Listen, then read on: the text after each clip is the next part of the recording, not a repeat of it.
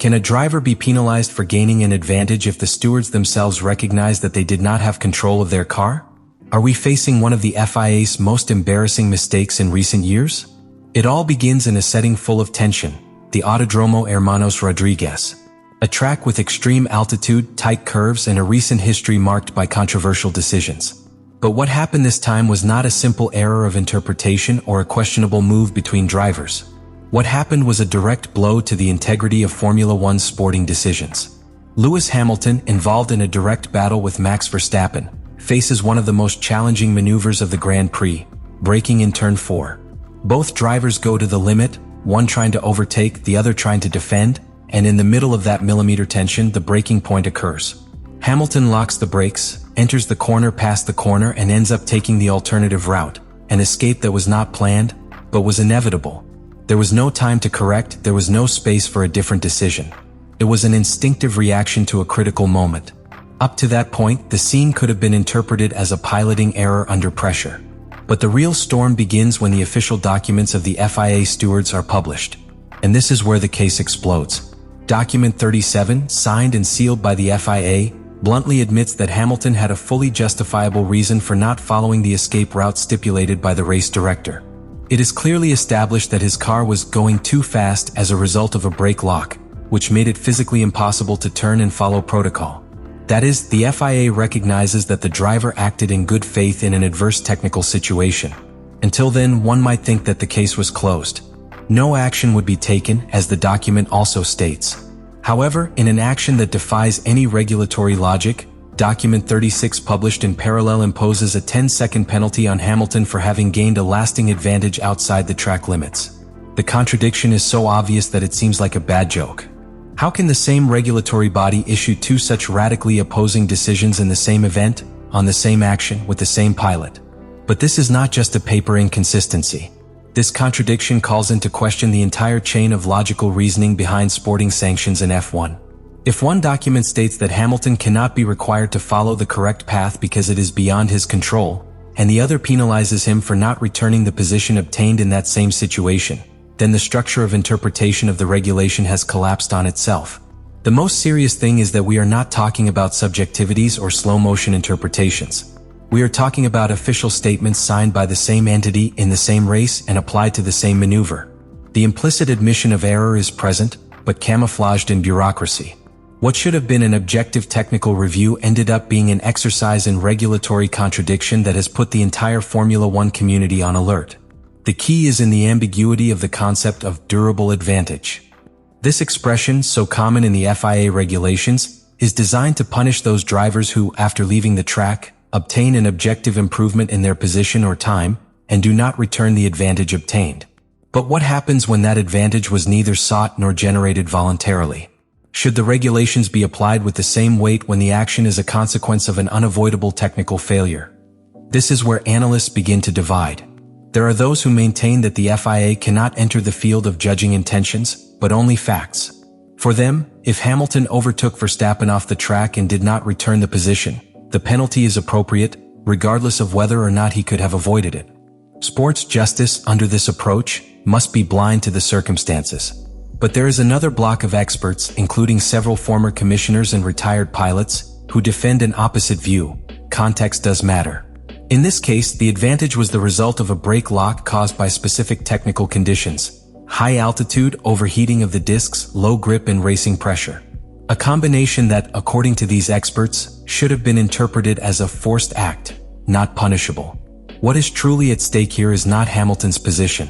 It is the criterion that will be used in all future maneuvers that involve unforced errors or emergent actions outside the pilot's control.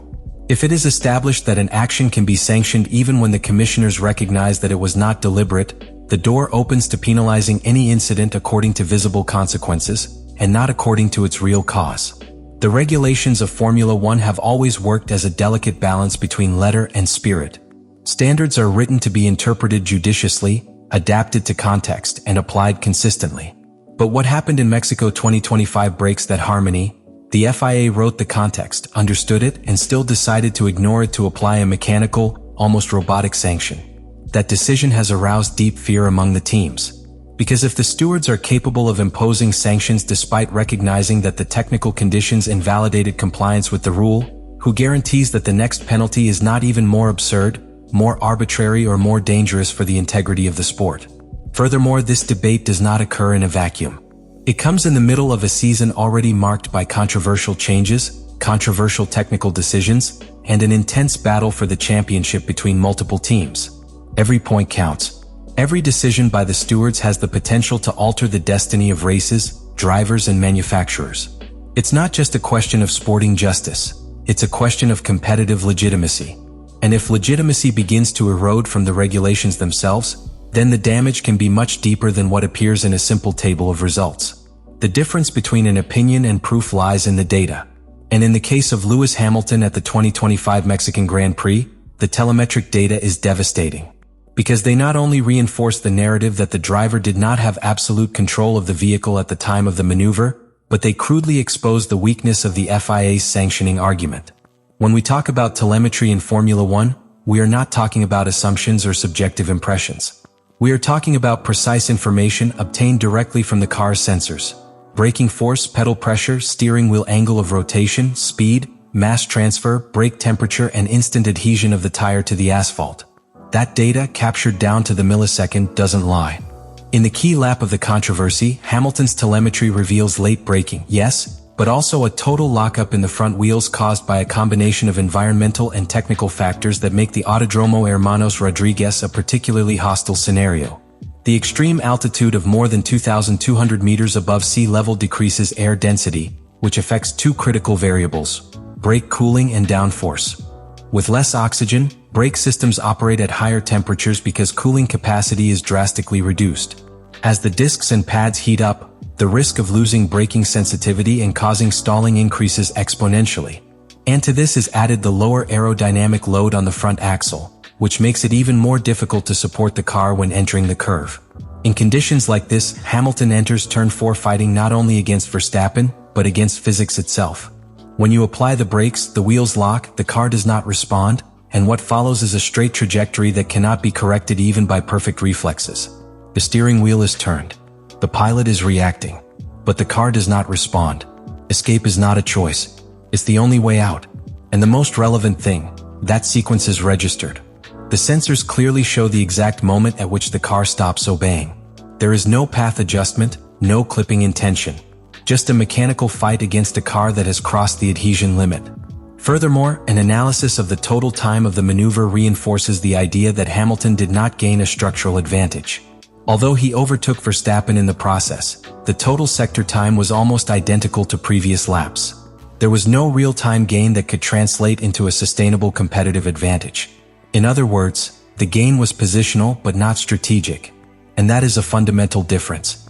This was not a simple racing incident. Nor was it a controversial maneuver between two elite pilots.